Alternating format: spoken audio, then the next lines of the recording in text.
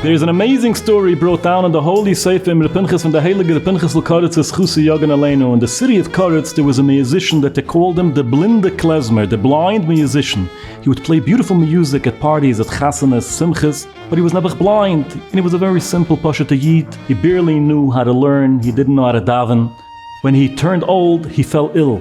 A few months later, the blind musician Nebuch was nifta, he passed away.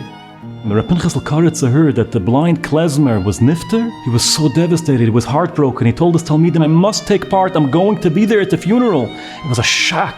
Everybody was stunned. Why would he go to such a Pashat Yid? The word got out and there was masses that came running to the funeral.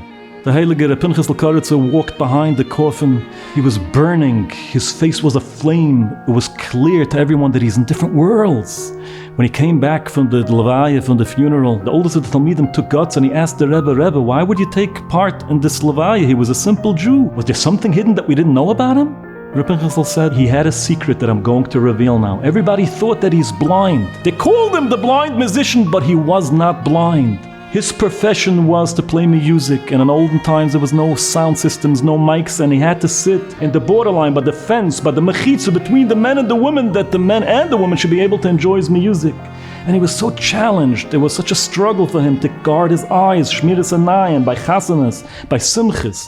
And one night he was so bitter about it and he said, Rebbeinu Shalom, I cannot take this anymore. I cannot withstand this Nisayan. I want my eyes to be holy. And he decided he's going to close his eyes forever. And everybody thought that he was blind, but he really wasn't blind. He was able to see. And I want you to know, a minute before he left this world, he said, Rebbeinu Shalom, let me one more time have a glimpse and see your world. And he opened his eyes. And at that moment his neshama left him. And therefore I went to his levaya, and I want you to know, when I walked behind his coffin, I saw a amuded in a pillar of fire going from his coffin up to Shemayim, and that is the secret of the blind musician. Tairi Yidden, this is a level that's above and beyond a comprehension. I just want to connect the Gemara in Ksubas Yud Zayin, that the Gemara tells us that the Amoyre, Rav Shmuel bar Yitzchak, Kinoch Nafshe, when he was nifter, when he left the world, they saw in front of his coffin an amuded in a pillar of fire. And the Gemara says, Gemiri, we have a tradition that only one or maybe sometimes two people in a generation could be zoiche to such a level to have this amuded in a. Now why was he zoiche to it? Reb Shmuel bar Yitzchak, says the Gemara, because he would dance and he would be misameach chosen and kala by weddings with hadassim.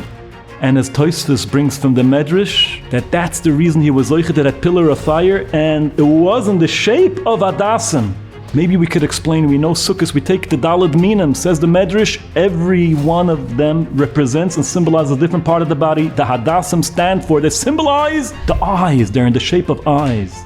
And maybe we could say, Rav Shmuel bar Yitzchak guarded his eyes by weddings. That's why he was zoiche tamuded in Ha'ira, and that's exactly what that blind klezmer did. He guarded his eyes at simchas. And maybe that's why Rav Shmuel bar Yitzchak would dance with hadassim to awaken himself and all the others surrounding him. At that moment that you guard your einayim, you're building an amuded in a Ha'ira, a pillar of fire to light up and shine the way for you and chase away all the ungood from you. Let's do it.